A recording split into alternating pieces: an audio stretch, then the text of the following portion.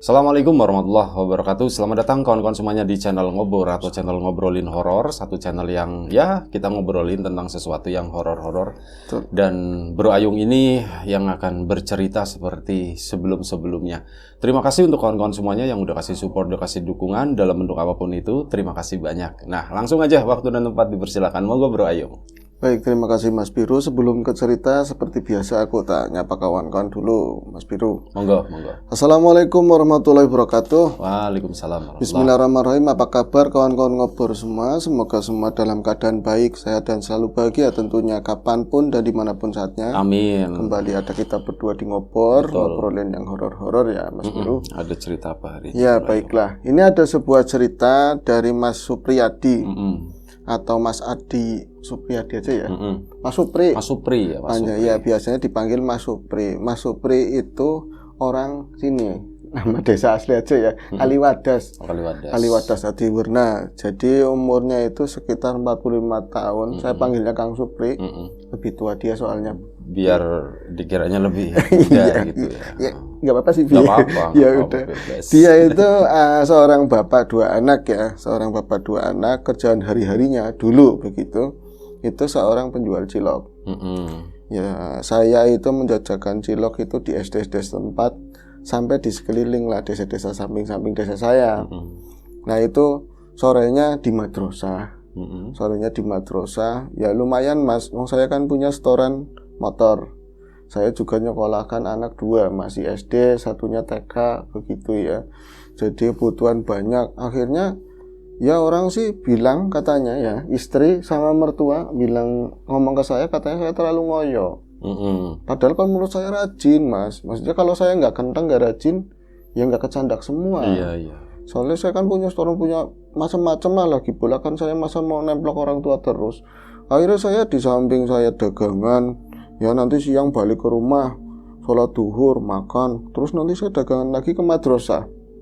Madrasah sampai sore, malamnya pun sampai dagang Mas? Enggak, saya kadang-kadang ke pesarean.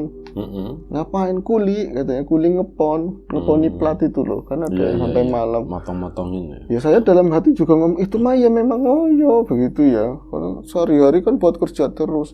Iya Mas, ternyata yang saya pikir saya kentang, saya rajin, ternyata benar kata mertua, kata istri saya memang ngoyo. Alhasil hati pikiran saya kuat, badan nggak kuat. Saya meriang, kuning Mas, katanya. Liper. Iya kuning liper ya. Iya. Jadi makan sering telat, terus diporsir lah tenaga seperti itu. Singkat cerita saya itu meriang nyampe klok, enggal mati katanya. Liper biasanya kan pada kuning semua. Iya Mas, jadinya mabok anuk lah. Saya juga perutnya kan membesar begitu ya. Terus sampai benar-benar nggak bisa bangun dari tempat tidur. Wong disentuh ditutul begini aja sakit. Apanya yang? Semua badan? Semua badan. Kalau pegel nggak enak, pengen dipijat tapi disentuh sakit. Sakit gitu ya? Iya, yang nggak sakit banget kalau disentuh tuh sakit. Saya emosional, tapi alhamdulillah istri ya sabar begitu ya, walaupun terpaksa, tapi saya suami itu sabar. Jadi saya itu ngalamin sampai saya itu nggak bisa bangun sama sekali di ranjang. Itu di kamar ranjang punya saya lah. Saya nggak bangun, cuman bisa bergerak itu sedikit jari-jari begini sampai mata kelap-kelip. Kalau misalnya tak paksa-paksa lagi rada enakan, ini cuman bisa ngangkat leher, kepala itu cuma sedikit begini. Itu kalau saya minta mau pipis, mau minum, saya bisa teriak begitu. Itu pun nggak jelas suara. Sampai parah banget Mas Nindengan. Iya Mas, yakin. Saya juga nyesel begitu ya, jadi ngerepotin keluarga. Suatu ketika saya ngalamin peristiwa yang nggak masuk akal saya lah. Ini saya itu mengatakan horor, saya cerita sama jenengan begitu. Jadi sakit itu 6 bulan, saya setengah tahun. Di 2 bulan pertama, ini parah-parahnya saya, berarti 1, 2, 3 bulan, itu parah banget. Jadi saya nggak bisa ngapa-ngapain, nggak bisa ngomong, nyampe dibilang begitu. Nah, saya itu satu malam ya, saya kan tidur sendirian. Sebenarnya nggak tidur, wong. Hari-hari yang nggak malam, nggak pagi sama aja, wong, di kamar. Tapi wong itu waktu malam mungkin sekitar nggak ada orang ngobrol sama sekali, itu mungkin jam 12 atau jam 1. itu kamar saya itu sudah dilepas ininya, daun pintunya dilepas, cuman ada gorden aja dicantol begitu. Jadi ya kelihatan kalau dari saya baringan itu ngelirik ke samping. Ruang tengah betul. Bisa ngerti sih, Bi? Iya. Di ruang tengah bener. Ada TV apa enggak? Ada. Iya bener sekali. Ada TV. Bisa kayak gitu. Di ruang tengah itu ada TV. Istri sama anak-anak saya yang 2 tidurnya di kasur lantai di situ. Nah, saya itu ya kan sering namanya meriang ya, pengennya ini itu nggak bisa apa-apa, sering marah, sering emosional, kadang-kadang ya jatuh menyesalnya, jadi ingat sama Tuhan, sama Gusti Allah. Tapi saat itu saya tuh gelisah banget, wis nggak punya daya apa-apa, gelisah pula. Itu iseng-iseng saya rindu pengen main sama anak begitu ya. Wong dari dulu akrabnya sama bapak, kalau pulang kerja, Pak jalan-jalan, motor anyar sing setoran bilang. Saya itu ngelirik, tak paksa-paksa leher supaya bisa nengok ke arah sana, ke arah kiri. Saya ngelirik, sakitnya ya. Saya paksa-paksa begitu.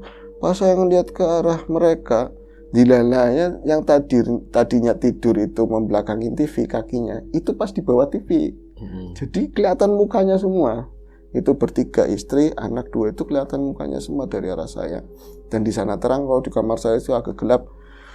Lah, itu ya, saya itu kagetnya luar biasa. Saya ngeliatin makin deg-degan, tahu-tahu dari arah belakang, dari arah dapur mungkin, itu ada kabut ireng gedeng, Mas. Kabut itu hitam banget, kayak asap hitam banget.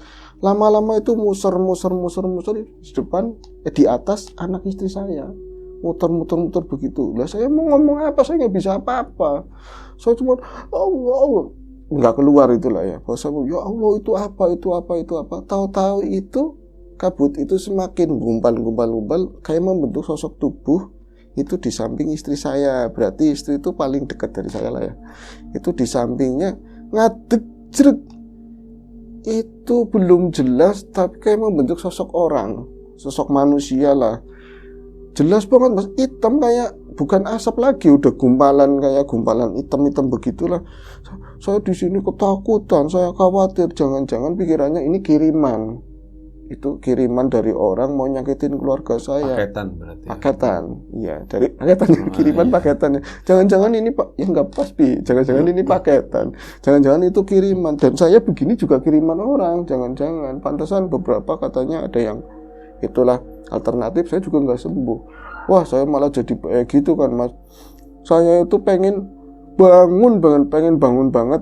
Itu kamu siapa? Pengen tak kayak gituin. Itu kamu siapa, kiriman dari mana? Saya nggak bisa sama sekali, cuman bisa ngelirik sama mulut itu. Mungkin ya kalau orang yang sehat ngeliatnya saya maaf sedikit lah.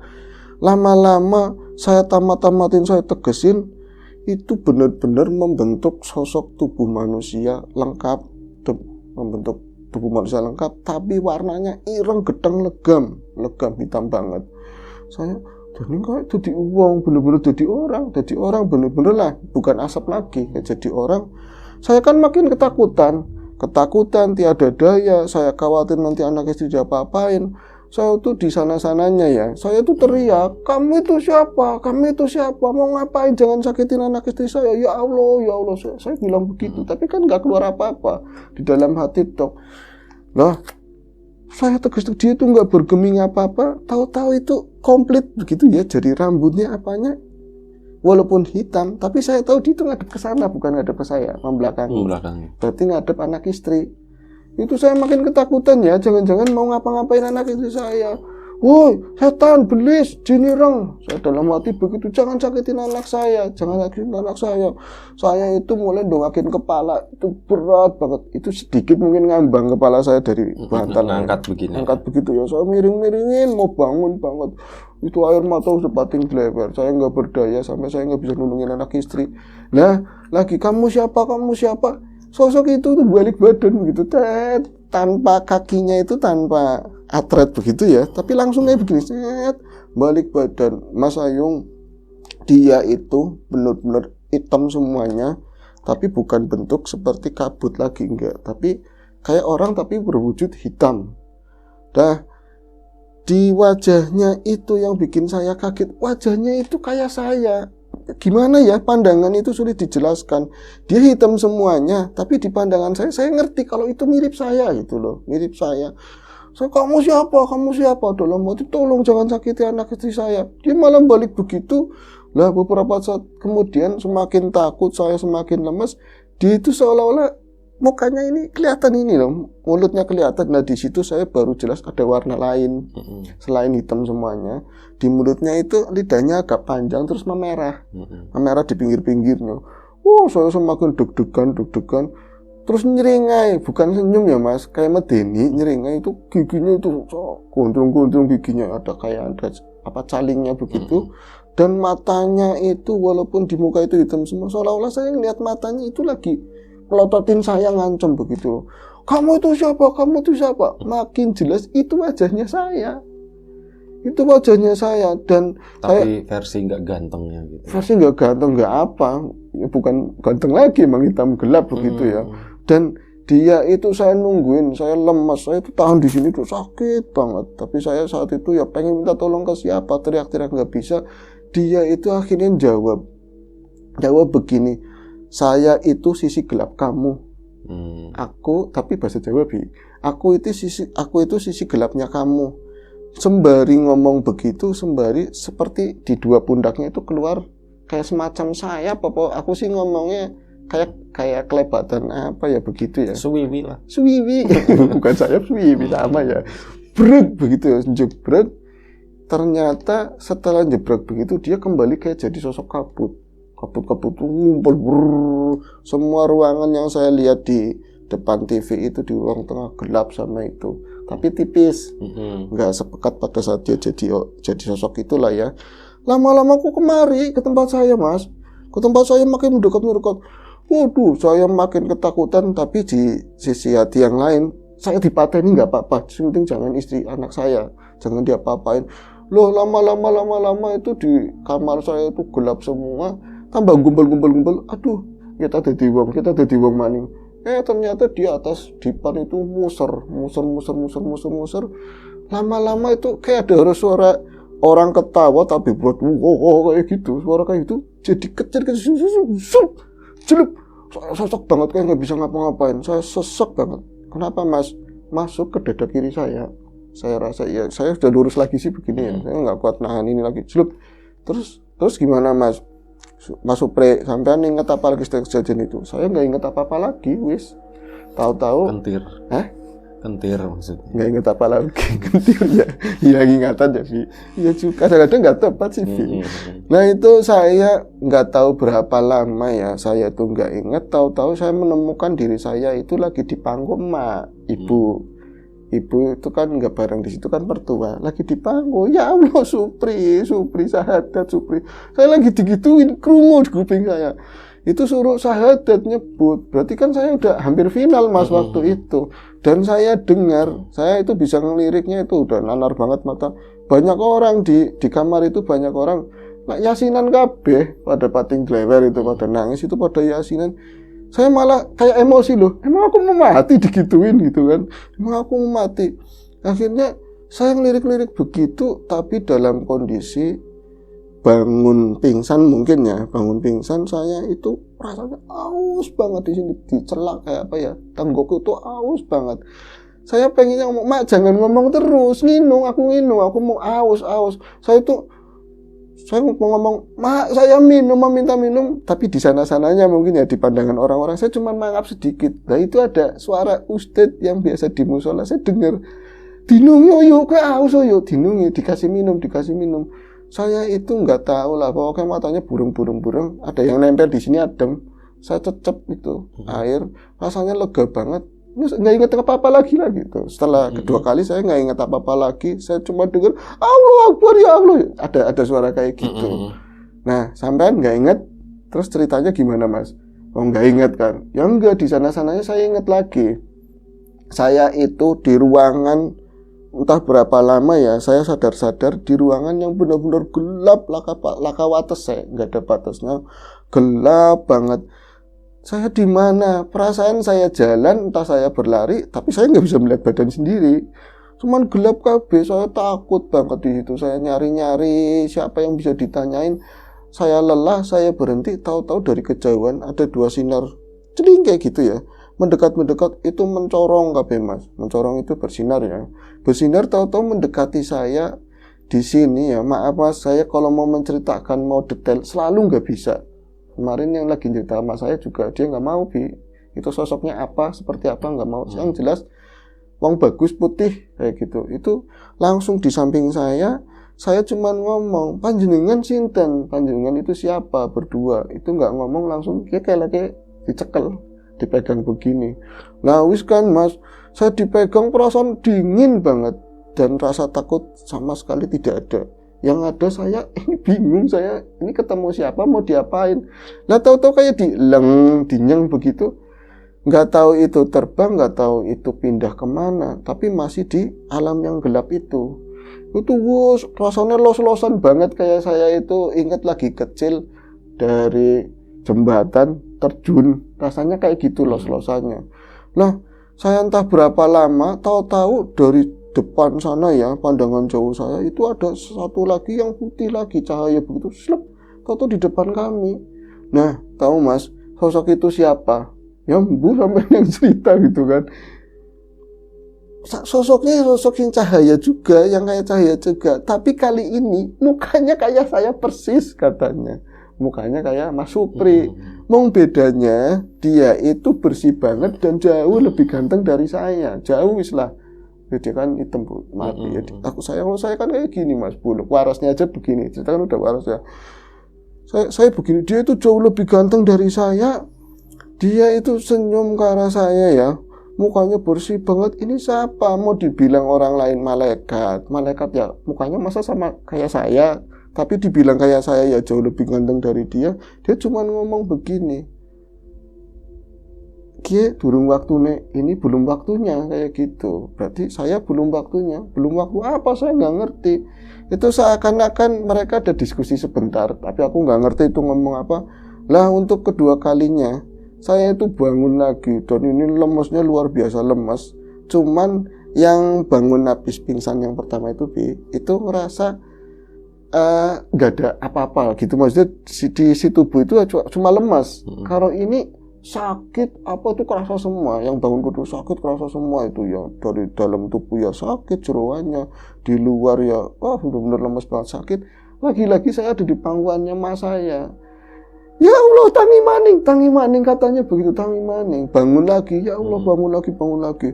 Nah itu saya lihat orang yasinan mendadak berhenti. Untuk kedua kalinya saya nggak tahu, mata itu bisa ngelihat lebih luas daripada yang bangun pertama itu. Orang itu pada bangun kayak orang lari gitu loh, langsung pada yasin itu ditutup sana, geger langsung pada masuk yang tua-tua. Alhamdulillah, tangi maning. Saya cuma dengar ada suara bangun lagi pada nyebut Allahu Akbar. Nah, singkat cerita Mas, di situ itulah saya mulai, awalnya saya mau sembuh. Dan saya belum bisa ngomong, belum bisa apa ya. Dan untuk meriang yang jauh, tengah waktunya 3 bulan, ini geger aja nyampe kayak ngelupas, dan saya nggak bangun selama seminggu 2 minggu, masih 90 hari itu ya? Iya, masih lengket, masih nggak bisa ada dayanya lah, mipil pelan, saya itu mulai sehat, mulai waras. Pas sudah waras, sehat-sehatnya ya, saya udah baru bisa ngomong, saya ngomong sama emak saya jadi sering wirawiri ke besan gitulah ya. Saya nanya, itu ada istri juga, "Mak, sebenarnya Mak itu dari kapan di sini ngeladenin saya?" "Ya, wirawiri pansabulan, ini mau sebulan saya di sini." "Kon wingi ya Pri, mati ya Pri." Ngomong itu asal jeplak aja, bisa adanya. "Mati Pri, mati gimana?" Kayak tak cerita kena, "Kon biar Sri." Istrinya yang suruh cerita, "Ma Bella, aku ora tega." Saya itu nggak tega, cuma cerita. Lagi pertama kamu itu tidur, kata istrimu, kamu itu kejang-kejang. Berarti malam yang dia ngelihat makhluk hitam itu lebih. Itu kejang-kejang, akhirnya itu pada geger semua, mau dilarikan ke rumah sakit. Wong kamu sudah parah banget, ada keluarga yang bilang, nanti cuman buang biaya, buang waktu. Semua udah pada ikhlas. Saya rada kecewa itu. Asem udah siap saya mati begitu kan. Lah, itu tahu-taunya kamu itu bangun ya, sehat, bangun lagi, Jaluk minum, minta minum kata Ustadz. Saya kasih minum. Saya itu dari kamu itu berarti namanya koma apa ya? Supri yang itu itu 2 hari Bi. Lagi waktu dia itu belum bangun lah, belum 2 hari. Itu namanya koma. Saya misikin syahadat, konoro tangi-tangi supaya misalnya kamu mati seadanya Bi, itu nanti bisa sudah ngucap kalimat syahadat. Yang lain itu baca Yasin gantian, tangga-tangga, sedulur-sedulur. Pas kamu bangun minta minum, tekan nganggo gelas baru minum sedikit, lah kon langsung ngeles, lah kok jantungnya, lah kok detak jantungnya blas. Itu ada sekitar setengah jam. Itu sudah dinyatakan meninggal. Bahkan hampir diumumin di musola. Jadi bahasanya apa mati suri mungkin seperti itu. Buktinya mati Pak. Ya kamu mati, orang lain udah nangis semua bisa urip maning. Bercandanya begitu. Kenapa kamu hidup lagi? Hidup nusai dirawati maning kayak gitu kan. Gara bilang begitu. Jadi istri terus tangga-tangga udah ngambil keranda lah seperti itu. Lah kon ngapain sih ditanyain begitu sama emak saya. Saya jelasin ya, tapi jelasinnya yang 2 itu tetap bisa ngomong, mulut kayak kecekat begitu loh. Kalau ngomongin yang makhluk yang 2 itu yang megang kayak kecekat. Cuman itu Mas, saya ngalamin kayak seakan-akan satunya sisi gelap saya, satunya sisi putih, begitu kayak sesuatu yang dalam diri saya. Nah saya setelah saat itu ya berusaha buat dengerin orang lain, jangan suka repet dewek lah. Iyalah keinginan kayak apa hebatnya tetap aja wong. Raga cuman Bandung sama ini begitu. Ceritanya nggak panjang ini. Cuman dia ngalamin saat meriang itu nggak enaknya kayak apa, disendirikan, terus di alam sana kayak apa, ketemu apa, itu tok sih. Cuman berbagilah sama teman-teman. Tapi untuk ketemu setan sih dia enggak. Iya. Itu aja. Oke, baik. Terima kasih Bro Ayung. Berarti mati suri gitu mati ya suri. si Mas Supri ya tadi ya. Mati suri. Ya. Itu aja. Terima kasih Bro Ayung berbagi pengalaman mati suri meskipun nggak detail ya, tapi nggak apa-apa. Tapi setidaknya kita tahu, kita ada gambaran gitu. Seperti itu. Oke, terima kasih Bro Ayung. Kawan-kawan di rumah juga terima kasih banyak. Semoga ada pelajaran yang bisa kita ambil dari ceritanya Mas Supri yang dibawakan Bro Ayung ini. Kami mohon maaf misalnya ada sesuatu yang nggak berkenan di mata, di hati, di telinga kawan-kawan semuanya mohon dimaafkan. Doa terbaik dari kami untuk kawan-kawan semuanya. Sampai jumpa di episode selanjutnya Ngobrol Horor. Jaga kesehatan kawan-kawan. Assalamualaikum warahmatullahi wabarakatuh.